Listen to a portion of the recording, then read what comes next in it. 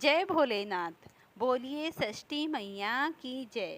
प्रिय भक्तगणों, आज हल सृष्टि माता का व्रत है, जिसे हल छठ, ठगनी छठ, बलदेव छठ आदि विभिन्न नामों से पुकारा जाता है।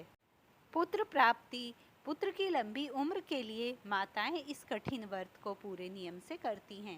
एक समय माता देवकी ने भगवान श्री कृष्ण और बलदेव जी के लिए इस व्रत को किया था। तो आज सभी माताएं और बहनें हल षष्ठी माता की इस दुर्लभ कथा का श्रवण पूरी श्रद्धा से करेंगी। वैसे हल षष्ठी के दिन 6 कथाओं को सुनने का विधान होता है और इन 6 कथाओं को सुनने के बाद मनुष्य की समस्त प्रकार की कामनाएं पूरी हो जाती हैं। आज की इस कथा में सभी माताएं और बहनें इस कथा को अंत तक हाथ में चीनी और चावल को लेकर अवश्य सुनिएगा। प्रिय भक्तगणों, इस कथा को बीच में बिल्कुल भी मत छोड़ना, क्योंकि बीच में कथा को छोड़ने से दोष लगता है, तो हल सृष्टि माता नाराज हो जाती हैं। आप सभी भक्तगणों में मुझे कमेंट में लिखकर बताना कि आपके घर में इस व्रत को कौन रखता है। अब आप इस हल षष्ठी माता की पावन और पवित्र बेला की कथा को पूरे ध्यान मग्न होकर पूरे श्रद्धा भाव से सुनिए। जय हरि विष्णु। षष्ठी माता की जय हो। हल षष्ठी माता की आज मैं एक अद्भुत और दिव्य कथा सुनाने जा रही हूँ। प्रिय भक्तगणों, आप इसे पूरी श्रद्धा और ध्यान से सुनना। हल षष्ठी व्रत भादो मास की कृष्ण षष्ठी को रखा जाता है। कुछ स्थानों पर यह व्रत माताएं रखती हैं।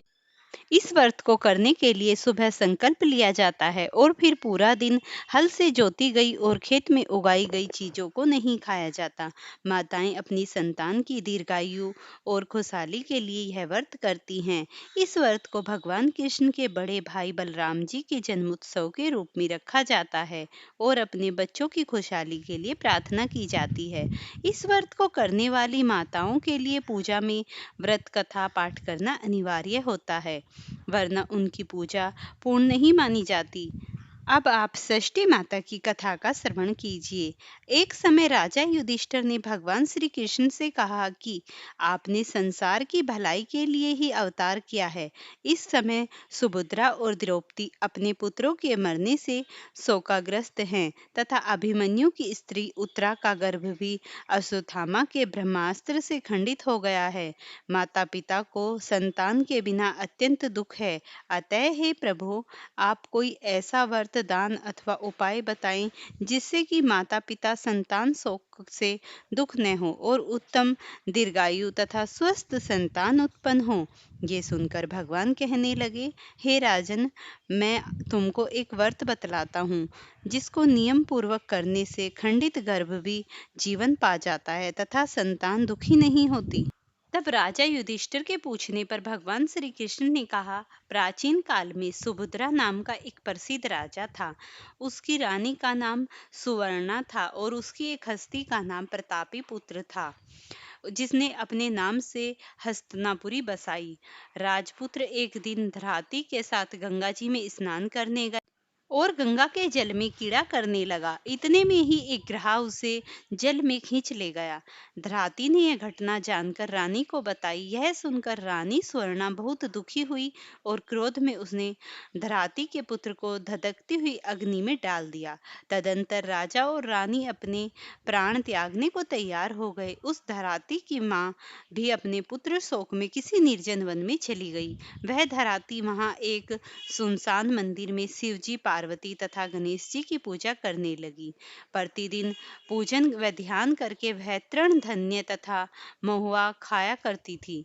भगवान बोले, हे राजा युधिष्ठिर, इस प्रकार व्रत करते हुए उसके प्रताप से भादोपद मास की कृष्ण पक्ष की षष्ठी के दिन नगर में एक अद्भुत दर्शन हुआ कि एकाएक धरती का पुत्र अग्नि से जीवित निकल आया है।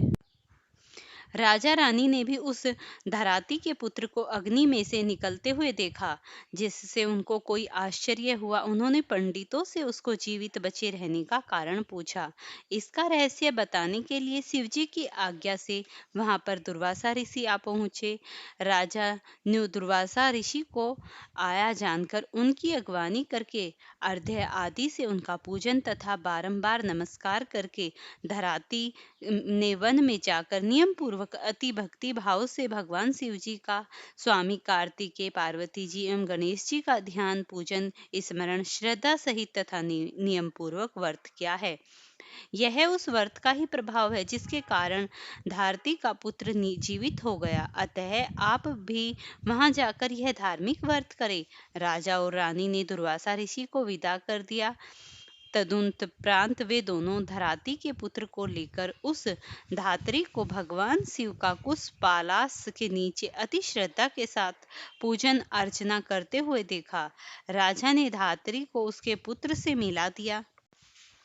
धात्री ने राजा को इस उत्तम व्रत के महात्म्य को विस्तार से बता दिया। उसने कहा, हे राजन, जिस दिन से आपके भय से त्रस्त मैं यहाँ आई, मैंने केवल वायु में ही भोजन करते हुए भगवान शिव, कार्तिकेय, पार्वती जी एवं गणेश जी की पूजा की है। एक दिन आंधी रात के समय स्वप्न में भगवान शिव ने मुझे दर्शन दिए और कहा, तेरा पुत्र जीवित हो गया है, क्योंकि तूने हमारा व्रत एवं पूजन बड़ी श्रद्धा तथा भक्ति से किया है।